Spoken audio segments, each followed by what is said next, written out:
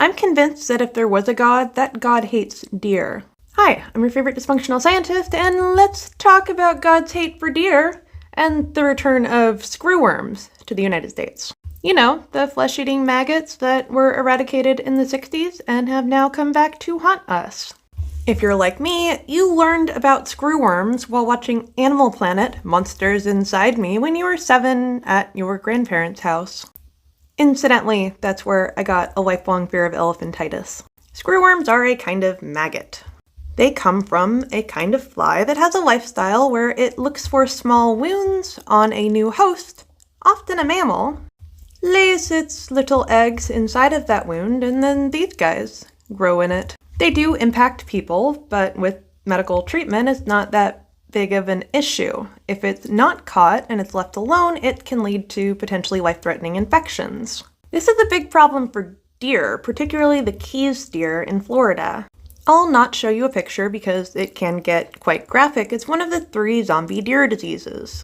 Deer lose their antlers once a year, and it essentially leaves an open wound. They've been a big problem for the endangered Florida Keys deer. They get infected by screwworms, which then proceed to eat all the way into their brain. I wish I was kidding, I really did, but no, that is what happens. Now the US did spray insecticide basically everywhere, which eradicated a lot of critters, including screwworms and a lot of mosquitoes too. It caused a lot of environmental problems and nearly caused the number of eagles to go extinct.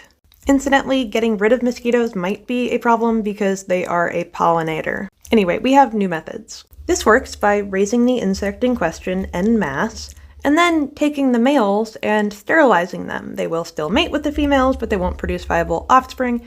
It's the most effective way that we can actually control these guys without, destroying the environment. Now remember I said there were 3 zombie deer diseases, and that's only the ones that kind of sort of eat their brain. There's a lot of other awful things that impact deer, but let's go through them. There's a kind of roundworm that primarily affect deer that lay their eggs in that deer's brain. Somehow this nematode that lays eggs in the brain isn't always symptomatic. In fact, when it's endemic, 80% of the population can have it. It can, however, when in another host, like a moose, cause some additional issues. The brainworm has a truly disturbing life cycle. So the deer are in fact their primary host. They make it to their brain, lay their eggs there, and then once they grow up, they go to their lungs, in which they are coughed up back into the environment.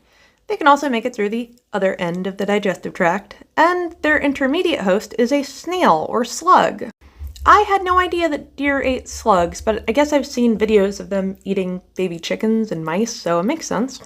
This is not to be confused with the kind of brain-eating worm that you get if you eat deer, which is often just tapeworm, and there's some other roundworms that can eat your brain. Also, if you have a brain-eating tapeworm, it's because you don't wash your hands.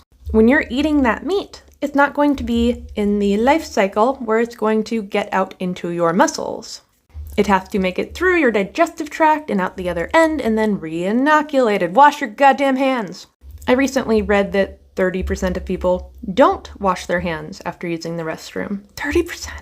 And you guys make fun of me about not touching door handles. And on to the other one. Now I have talked a lot about chronic wasting disease individually. I've been monitoring it as it flows through the environment because I'm rather concerned that it's going to end up in people. It's a prion disease. Much like mad cow disease, aka Creutzfeldt-Jakob syndrome, it's a misfolded protein that goes into the brain and then acts in a contagious manner and forces other proteins out of conformation. Essentially, it turns the proteins inside out. It forms plaques on the brain and causes animals to go insane. Prions act like any other self-replicating molecule. The goal is to self-replicate. So there's always the possibility that if it was in our brain, it could have something akin to a mutation where the conformation changes a little bit and suddenly it misfolds our brain proteins and causes plaques. This one is kind of spooky because it seems to be able to travel through saliva and urine. Unlike how we thought prions could travel, it doesn't just involve eating infected meat. And they also found that it can make it through the roots of a plant and might be being transferred by deer eating plants. Essentially, the scariest prion disease I've ever heard of. Why do you think God hates deer?